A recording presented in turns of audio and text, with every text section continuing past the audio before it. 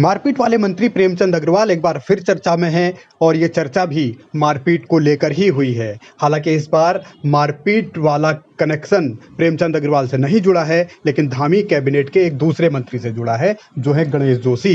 गणेश जोशी के सामने एक युवक की पिटाई होती रही। आरोप ये भी है कि मंत्री वहां पर मौजूद थे, लेकिन उन्होंने भीड़ को रोका नहीं और युवक पिटता रहा। और इसके बाद से ही सियासत गर्म है, क्योंकि एक कैबिनेट मंत्री का मामला पहले सुलझा नहीं था। प्रेमचंद अग्रवाल ने जब बीच सड़क पर मारपीट की थी, तो यहाँ भी बीच सड़क पर मारपीट हो रही थी और गणेश जोशी पर आरोप यही है कि उन्होंने लोगों को रोकने की कोशिश नहीं की, भीड़ को रोकने की कोशिश नहीं की। इसी को लेकर अब सवाल उठ रहे हैं कि सरकार के मंत्री क्या सिर्फ तमाशबीन बने हुए हैं उत्तराखंड में, और हमले मंत्रियों की इस कार्यप्रणाली पर हो रहे हैं।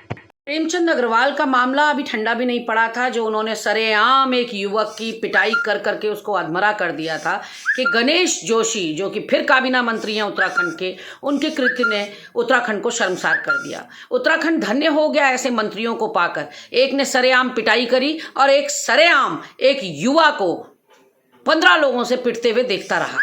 यानी कि मंत्री तो छोड़िए, एक जिम्मेदार नागरिक का फर्ज तक आप नहीं निभा पाए। ना आपने पुलिस को इन्फॉर्म किया, ना आपने युवाओं को जो पीट रहे थे उनको रोकने की कोशिश करी, ना आपने कोई बीच बचाव करते हुए आप दिखाई पड़ रहे हैं। आप केवल मूक दर्शक बनकर उस युवा को पिटते हुए देख रहे हैं। कितने शर्म की बात है गणेश जोशी जी कि कभी प्रेमचंद अग्रवाल तो कभी आप। उत्तराखंड आखिर जाए तो जाए कहाँ? संविधान की कसम खाई थी ना मंत्री पद संभालते टाइम।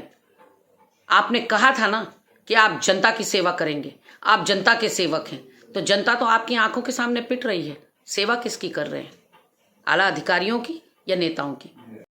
मारपीट भले ही मंत्री गणेश जोशी के सामने हुई हो, लेकिन चर्चा फिर से प्रेमचंद अग्रवाल की ही हुई, क्योंकि उन्होंने ही पहले एक युवक को पीटा था और उसके बाद से सियासत अभी भी गर्म है। और अब जब मंत्री गणेश जोशी का एक कनेक्शन मारपीट से जुड़ रहा है, यानी कि वो खड़े थे वहाँ, लोग एक युवक को पीट रहे थे, तो सवाल यही उठाए जा रहे हैं कि मंत्री ने आखिर भीड़ को रोकने की कोशिश क्यों नहीं की।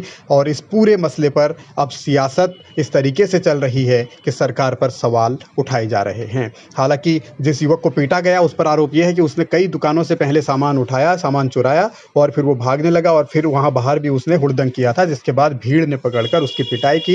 लेकिन इसके बावजूद जब मंत्री वहां थे तो भीड़ को आखिर रोका क्यों नहीं, इस बात को लेकर सवाल उठ रहे हैं। हालांकि कुछ लोग ये भी जरूर कह रहे हैं कि गणेश जोशी ने रोकने की कोशिश की थी, लेकिन भीड़ नहीं मानी।